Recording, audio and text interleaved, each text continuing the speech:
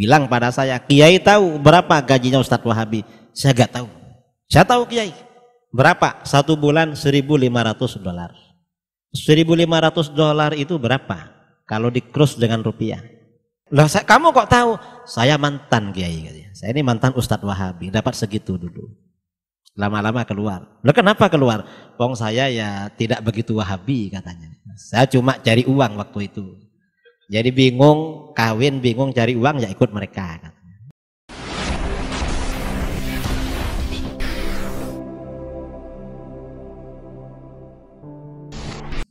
Orang-orang Wahabi yang anti maulid, bagaimana caranya kita menyikapi? Caranya secara ilmiah. Kalau ada orang di luar ahlus sunnah melontarkan syubhat-syubhat, maka perlu para tengku, para abi merespon. Mengapa? Biasanya kalau sudah direspon, mereka agak melontarkan lagi. Mereka takut. Atau kalau perlu datangi di majelisnya. Nanti mereka gak berani ceramah lagi. Di mana-mana seperti itu. Di Jawa Timur ya. Ada daerah namanya Badas di Pari. Orang Wahabi bangun masjid megah. Akhirnya apa? Ustadznya ceramah di situ rutin, Wahabi. Akhirnya kawan-kawan Ahlus Sunnah wal Jamaah rutin di situ. Rutin. Akhirnya takut ceramah karena takut masjidnya diserahkan.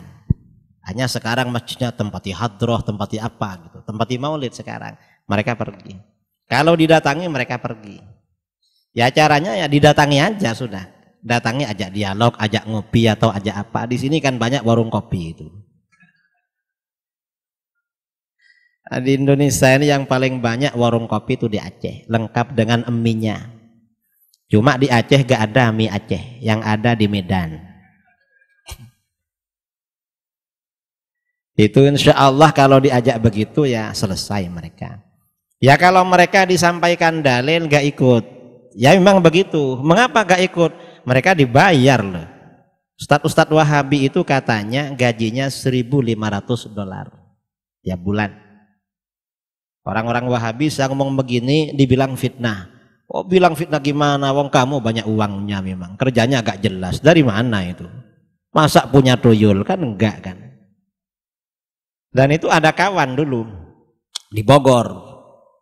Bilang pada saya, Kiai tahu berapa gajinya Ustadz Wahabi? Saya gak tahu. Saya tahu Kiai. Berapa? 1 bulan $1.500. $1.500 itu berapa? Kalau di cross dengan rupiah. Itu sekitar 22 ya, 22 juta. Coba di Lok Sumawe, kerja apa yang gajinya 22 juta sebulan? Ada? Kalau ada saya mau daftar itu. Nah, itu mereka. Loh, kamu kok tahu?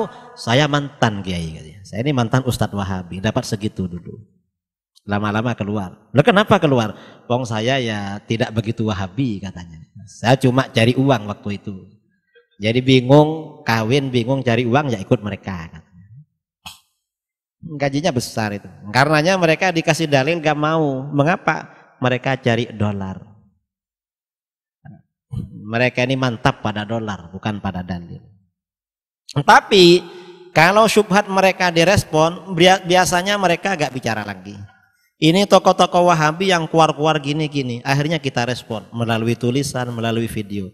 Kita perhatikan setelah itu ya diem. Mengapa? Ya mungkin malu juga sama jamaahnya atau sama orang lain. Ya, jadi harus direspon, jangan diam. Wahabi ngomong. Kalau perlu disampaikan, akhi, antum bilang begini bid'ah, ini dalilnya. Antum mana dalilnya bid'ah? Insya Allah kalau begitu nanti mereka minggir itu. Jadi dihadapi aja. Siapa tahu nanti mendapatkan hidayah dari Allah. Dan banyak sebenarnya orang-orang Wahabi yang kembali ke dalam Ahlus Sunnah wal Jamaah. Saya ini di Riau, di Pekanbaru merintis pondok. Itu yang buat, yang bangun mantan Wahabi. Dulu asalnya Wahabi, jadi donatur Wahabi. Akhirnya sering mendengarkan ceramah kita, kembali ke dalam Ahlus Sunnah wal Jamaah. Malah sekarang diajak bangun pondok Ahlus Sunnah wal Jamaah. Banyak begitu.